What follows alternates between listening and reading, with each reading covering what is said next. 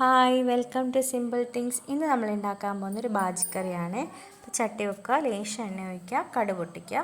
അതിനുശേഷം ഇതിലേക്ക് വെളുത്തുള്ളി, ഇഞ്ചി ഇട്ട് ഒന്ന് വാട്ടി കൊടുക്കാം.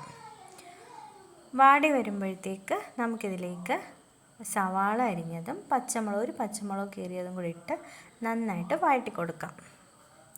വഴണ്ട് വരുന്നവരെ നല്ലോണം ഇളക്കി കൊടുക്കുക. ഈ സമയത്ത് നമുക്ക് ഇതിലേക്ക് ഉപ്പ് ആഡ് ചെയ്യാം. ആവശ്യത്തിനുള്ള ഉപ്പ് ഇതിലേക്ക് ആഡ് ചെയ്ത് കൊടുക്കുക. എന്നിട്ട് വീണ്ടും വഴറ്റുക. അതിന് ശേഷം ഞാൻ ഇതിലേക്കൊരു ക്യാരറ്റ് ആഡ് ചെയ്യുന്നുണ്ട്. ഒരു ചെറിയ ക്യാരറ്റ് ഇതിലേക്ക് ആഡ് ചെയ്ത് കൊടുക്കുന്നുണ്ട്. ക്യാരറ്റ് ആഡ് ചെയ്തില്ലെങ്കിലും കുഴപ്പമില്ല. എൻ്റെ കയ്യിൽ ക്യാരറ്റ് ഉണ്ടായതുകൊണ്ട് ഞാൻ ആഡ് ചെയ്ത് കൊടുത്തതാണ്. അപ്പോൾ ക്യാരറ്റും സവാളയും എല്ലാം കൂടെ വാടി വരുന്നവരെ നമുക്ക് വാട്ടിക്കൊടുക്കാം. ഹൈ ഫ്ലെയിമിലിടണ്ട, മീഡിയം ഫ്ലെയിമിലിട്ട് വഴറ്റിയാൽ മതി. ഒന്ന് അടച്ചു വെക്കാം, ജസ്റ്റ് ഒന്ന് ആവിയിലൊന്ന് വെന്തും കിട്ടുമല്ലോ. അപ്പം ഒന്ന് വാടി വന്നിട്ടുണ്ട്. അപ്പോൾ ഇനി നമുക്കിതിലേക്ക് പൊടികളൊക്കെ ആഡ് ചെയ്ത് കൊടുക്കാം. അപ്പോൾ ഇതിൽ ഒരുപാട് പൊടികളൊന്നും വേണ്ട. മഞ്ഞൾപ്പൊടി, പിന്നെ ലേശം മഞ്ഞൾപ്പൊടി ഇതിലേക്ക് ആഡ് ചെയ്ത് കൊടുക്കാം.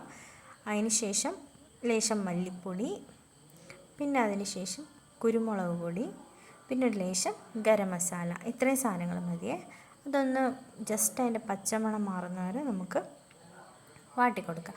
അപ്പോൾ ഇതിന് മുന്നേ ഞാൻ കുക്കറിൽ ഉരുളക്കിഴങ്ങ് വേവിക്കാൻ വെച്ചിട്ടുണ്ടായിരുന്നേ. അതൊന്ന് ജസ്റ്റ് വെന്ത് കിട്ടിയിട്ടുണ്ട്. ഒരു 3-4 വിസിൽ മതിയാവും.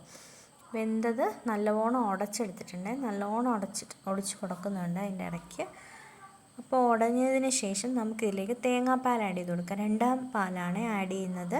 ആദ്യം 2ാം പാലിലൊഴിച്ച് നല്ലോണം വേവിച്ചെടുക്കണം.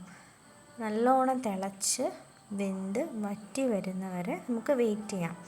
വറ്റി വന്നതിന് ശേഷം മാത്രമാണ് നമ്മളിതിലേക്ക് കറിവേപ്പില ആഡ് ചെയ്ത് കൊടുക്കുന്നത്. എല്ലാം ഒന്ന് ചേർന്ന് വറ്റി ഈ സമയത്ത് ഉപ്പൊക്കെ ടേസ്റ്റ് ചെയ്ത് നോക്കണം. ഒന്ന് അടച്ചു വെച്ച് ആവിയിലൊന്ന് വേവിച്ച് കൊടുക്കാം.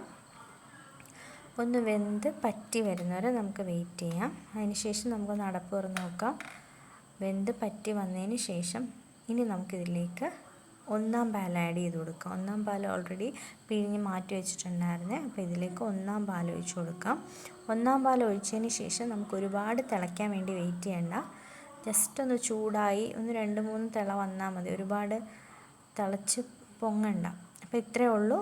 അടിപൊളിയാണ്. സിമ്പിളായിട്ടുള്ളൊരു ഐറ്റമാണ്. എല്ലാവരും ട്രൈ ചെയ്ത് നോക്കണം. ബൈ.